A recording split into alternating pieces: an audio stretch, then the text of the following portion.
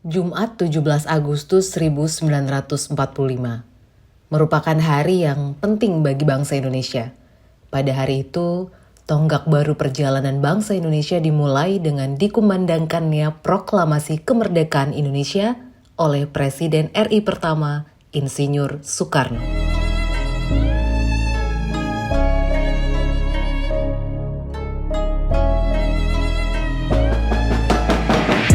Dalam kalender Islam, 17 Agustus 1945 sama dengan 9 Ramadan 1364 Hijriah. Pemilihan tanggal itu sebagai hari proklamasi kemerdekaan dinilai sebagai waktu yang tepat oleh kalangan Islam.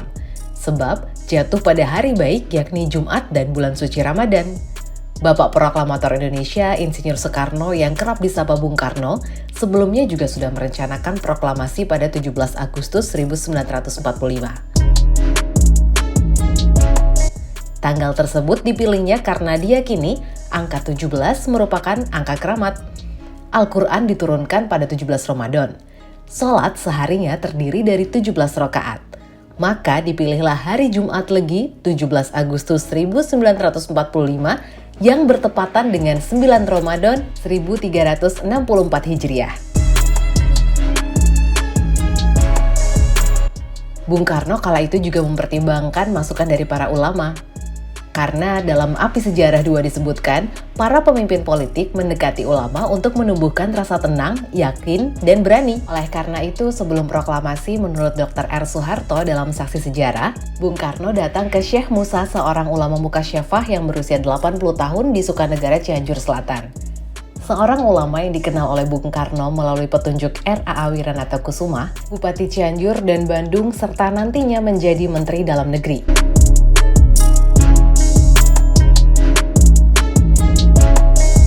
Kiai Haji Abdul Mukti, pimpinan Perserikatan Muhammadiyah Madiun.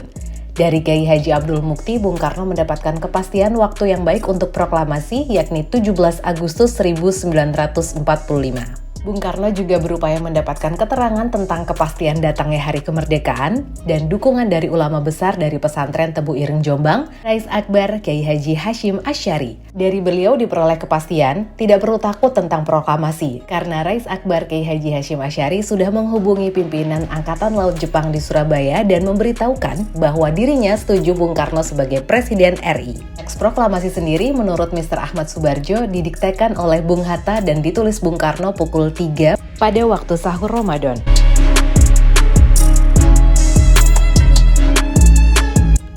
Berkat rahmat Allah yang Maha Kuasa, proklamasi dilaksanakan pada hari Jumat 9 Ramadan 1364 Hijriah atau 17 Agustus 1945 pada pukul 10 pagi di kediaman Bung Karno, Jalan Pegangsaan Timur 56 Jakarta.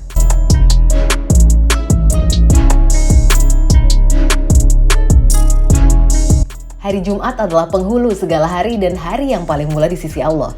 Hari Jumat ini lebih mulia dari hari raya Idul Fitri dan Idul Adha di sisi Allah. Pada hari Jumat terdapat 5 peristiwa, diciptakannya Adam dan diturunkannya ke bumi. Pada hari Jumat juga Adam dimatikan. Di hari Jumat terdapat waktu di mana seseorang meminta kepada Allah maka akan dikabulkan selama tidak memohon yang haram. Dan di hari Jumat pula akan terjadi kiamat. Tidaklah seorang malaikat yang dekat di sisi Allah di bumi dan di langit kecuali dia dikasihi pada hari Jumat. Hadis riwayat Ahmad.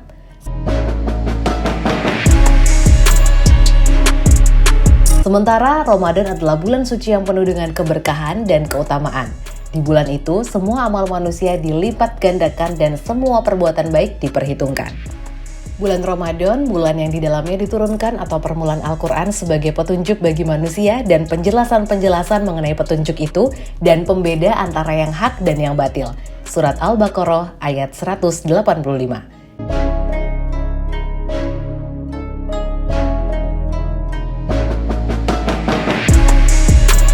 Kutipan berikut ini mungkin bisa jadi renungan bagi bangsa Indonesia tentang proklamasi dan perjuangan kemerdekaan Indonesia yang tak lepas dari peranan para ulama.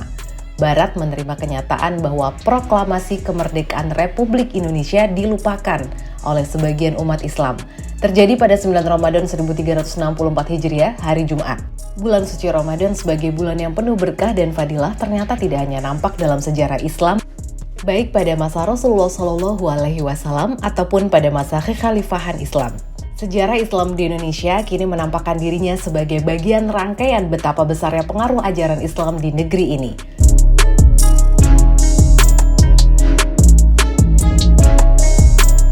"400 tahun lamanya, ulama dan santri umat Islam berjuang terus-menerus mempertahankan tanah air dan agamanya dari agresi dan imperialisasi Barat, Portugis, Spanyol, dan tentunya Belanda.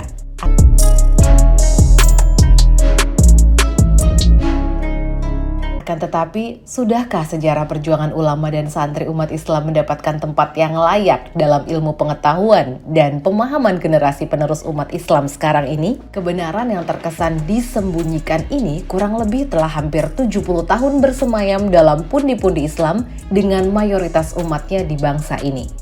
Namun, kebenaran sejarah akan menunjukkan masanya. Kesadaran penuh umat Islam kini dipertanyakan keislamannya.